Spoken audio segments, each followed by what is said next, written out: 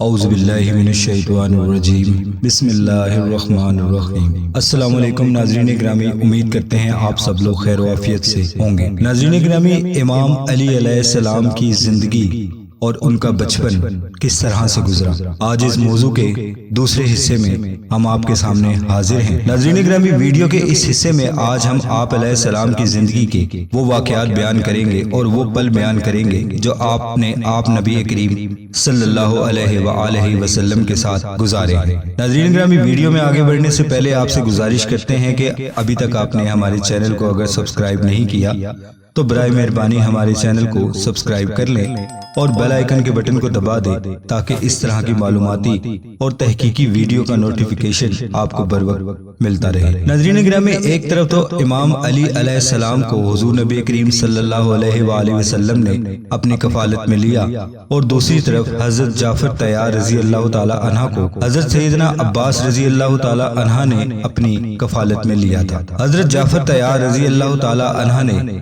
اسلام قبول کر لیا تھا کیونکہ حضرت عباس علیہ السلام نے ابھی تک اسلام قبول نہیں کیا تھا اور وہ مسلمان نہیں ہوئے تھے، اس لیے حضرت جعفر طیار رضی اللہ تعالی عنہ نے ان سے رشتہ منقطع کر دیا۔ ناظرین گرامی، حضرت سیدنا علی المرتضیٰ علیہ السلام نے حضور نبی کریم صلی اللہ علیہ وسلم کی بعثت کے اگلے دن اسلام قبول کر لیا تھا۔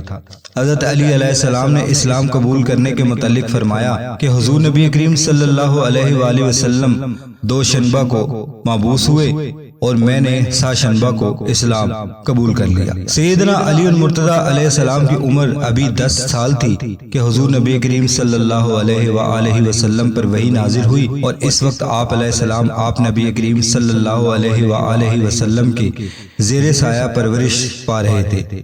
حضرت علی علیہ السلام نے ایک دن حضور نبی کریم صلی اللہ علیہ وآلہ وسلم اور ام المومنین حضرت سیدنا خدیجہ رضی اللہ تعالی عنہ کو عبادت کرتے ہوئے دیکھا تو حیرانگی کا اظہار کرتے ہوئے حضور نبی کریم صلی اللہ علیہ وآلہ وسلم سے دریافت کیا۔ تاجدار کائنات امام الانبیاء حضور نبی کریم صلی اللہ علیہ وآلہ وسلم نے فرمایا، ہم اللہ وحدہ لا شریک کی عبادت کرتے ہیں اور اللہ رب العزت نے مجھے نبی بنا کر مبعوث فرمایا ہے۔ اللہ تبارک و تعالیٰ نے مجھے کفر و شرک کی مذمت کرنے اور توحید کی دعوت دینے کا حکم دیا ہے۔ حضرت علی علیہ السلام نے حضور نبی کریم صلی اللہ علیہ وسلم کی بات سنی تو حیرانگی کا اظہار کیا۔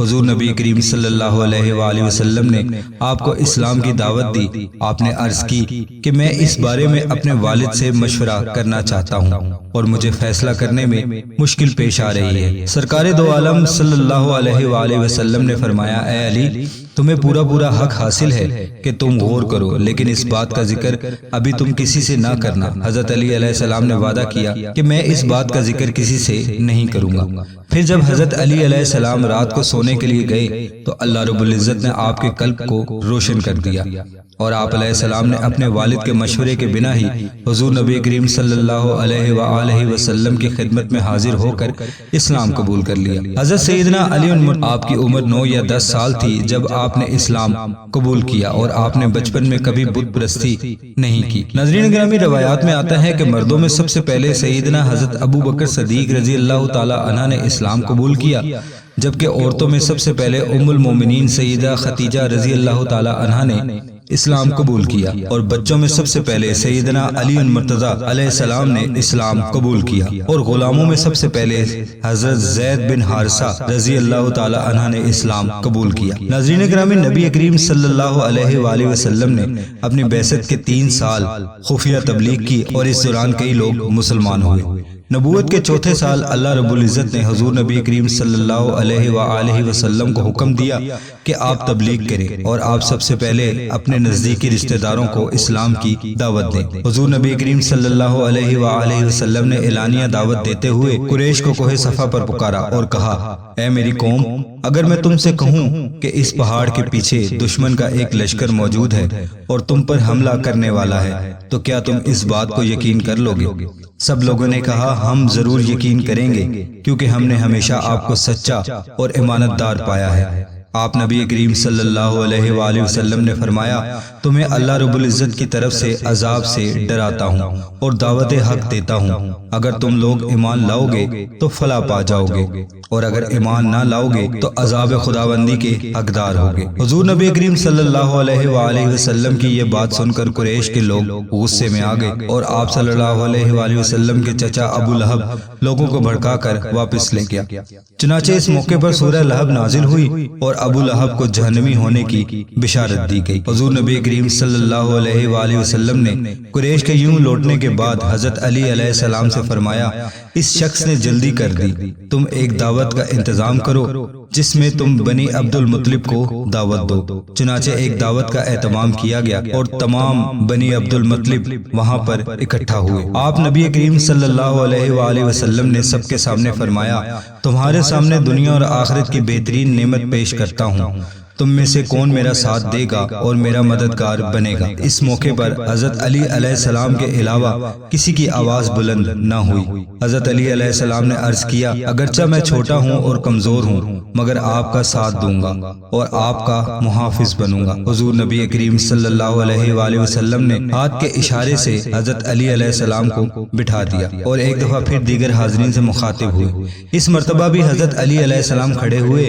اور حضور نبی کریم صلی اللہ علیہ وآلہ وسلم نے آپ کو ہاتھ کے اشارے سے بیٹھنے کا کہا۔ جب تیسری مرتبہ دعوت دی گئی تو اس بار بھی حضرت علی علیہ السلام ہی کھڑے ہوئے تو حضور نبی کریم صلی اللہ علیہ وآلہ وسلم نے فرمایا اے علی تم میرے وارث اور بھائی ہو۔ حضرت علی علیہ السلام کی کم عمری اور جسمانی کمزوری کا ابو لہب نے بہت مذاق اڑایا۔ ناظرین کتب سیر میں منقول ہے کہ حضور نبی کریم صلی اللہ علیہ وآلہ وسلم ابتدائی اسلام میں عبادت کے لیے مکہ مکرمہ کے نواں میں واقع ایک آبادی میں تشریف لے جایا کرتے تھے۔ اس دوران آپ نبی کریم صلی اللہ علیہ وآلہ وسلم کے ہمراہ حضرت علی علیہ السلام بھی ہوا کرتے تھے۔ ایک دن آپ صلی اللہ علیہ وآلہ وسلم اور امام علی علیہ السلام عبادت میں مصروف تھے کہ اس دوران جناب ابو طالب آ گئے۔ جناب ابو طالب نے جب بھتیجے اور بیٹے کو اس طرح عبادت میں مصروف دیکھا تو حیران ہوئے اور کہنے لگے یہ کیسی عبادت کر رہے ہو؟ انہوں نے حضور نبی کریم صلی اللہ علیہ وآلہ وسلم سے پوچھا پیارے بھتیجے یہ کیا ہے جو تم کر رہے ہو؟ حضور نبی کریم صلی اللہ علیہ وآلہ وسلم نے فرمایا چچا جان یہ میرے باپ حضرت ابراہیم علیہ السلام کا دین ہے اور اللہ رب العزت نے مجھے رسول بنا کر بھیجا ہے۔ آپ اس بات کے زیادہ حقدار ہیں کہ میں آپ کو دین کی دعوت دوں اور اس دعوت کو قبول کرنا آپ کا حق ہے۔ آپ میری اس دعوت کو قبول فرمائیں اور میری مدد کریں۔ یہ بات سن کر جناب ابو طالب اپنے بیٹے حضرت علی علیہ السلام کی جانب متوجہ ہوئے جنہوں نے ابھی تک ان سے پہلے قبول اسلام کو چھپا رکھا تھا اور ان کو مخاطب کرتے ہوئے کہنے لگے علی اے میرے فرزند تمہیں انہوں نے راہ حق کی دعوت دی ہے، تم ان کے ساتھ رہو اور ان کی خدمت کو اپنا شعار بنا لو، ان کا دامن مضبوطی سے تھامے رکھنا کیونکہ یہ جو بات بھی تم سے کہیں گے وہ نیکی اور بھلائی کی ہوگی۔ سیدنا علی علیہ السلام نے جب والد کی یہ بات سنی تو اطمینان میں آ گئے اور جس بات کا خدشہ تھا وہ بھی دور ہو گیا۔ آپ علیہ السلام نے پھر مزید کھل کر حضور نبی کریم صلی اللہ علیہ وآلہ وسلم کے ساتھ عبادت میں مصروف رہنے لگے۔ حضرت عروہ رضی اللہ تعالی عنہ سے مروی ہے کہ فرماتے ہیں جب حبشہ کی جانب ہجرت کرنے والے چند مہاجرین نے واپس مکہ لوٹ کر آئے تو اس دوران مکہ مکرمہ میں بے شمار لوگ مسلمان ہو چکے تھے جبکہ مدینہ منورہ کے بھی بے شمار لوگ اسلام قبول کر چکے تھے۔ قریش نے مسلمانوں پر مظالم ڈھا رکھے تھے اور مدینہ منورہ سے آنے والے لوگوں کو بھی تنگ کیا کرتے تھے۔ اس دوران مدینہ کے 70 نقیب جو مسلمانوں کے سردار تھے انہوں نے حج کے ایام میں حضور نبی کریم صلی اللہ علیہ وآلہ وسلم کی بیعت کی جسے بیت العقبہ کہا جاتا ہے۔ انہوں نے عہد کیا کہ آپ یا آپ کے جو بھی اصحاب مدینہ منورہ آئیں گے ہم ان کی جماعت کی حمایت کریں گے اور اپنی جان بھی دینے سے دریغ نہیں کریں گے۔ پھر اللہ رب العزت کا حکم بیان پہنچا کیونکہ اس دوران قریش کے ظلم و ستم میں بے پناہ اضافہ ہو چکا تھا۔ 13 نبوی کو حضور نبی کریم صلی اللہ علیہ وآلہ وسلم نے صحابہ اکرام کے ایک گروہ کو مدینے کی جانب ہجرت کرنے کا حکم دیا۔ پھر یہ گروہ کامیابی کے ساتھ مدینہ منورہ پہنچ گیا۔ اس کے بعد تاجدار مدینہ حضور نبی کریم صلی اللہ علیہ وسلم کے حکم پر صحابہ اکرام کا ایک بڑا گروہ ہجرت کر کے مدینہ منورہ کی جانب روانہ ہو گیا۔ ام المومنین سیدہ عائشہ صدیقہ رضی اللہ تعالی عنہا سے مروی ہے فرماتی ہیں کہ حضور نبی کریم صلی اللہ علیہ وآلہ وسلم نے ہجرت کے متعلق صحابہ کرام کو آگاہ کرتے ہوئے فرمایا مجھے تمہارا در ہجرت دکھا دیا گیا ہے جو کھجوروں والا شہر ہے۔ سرکار دو جہان صلی اللہ علیہ وآلہ وسلم نے اللہ رب العزت کی جانب سے ہجرت کا حکم ملنے کے بعد اصحاب کرام کو مدینہ منورہ کی جانب ہجرت کرنے کا حکم دیتے ہوئے فرمایا کہ اللہ رب العزت نے وہاں تمہارے لیے بھلائی اور امن والے گھر بنائے ہیں۔ حضور نبی کریم صلی اللہ علیہ وآلہ وسلم کا حکم پاتے ہی صحابہ کرام مدینہ منورہ کی جانب ہجرت کرنا شروع کر دی۔ آپ صلی اللہ علیہ وآلہ وسلم نے ابھی ہجرت نہیں کی تھی کہ آپ صلی اللہ علیہ وآلہ وسلم کی طرف اللہ رب العزت کی جانب سے وحی کا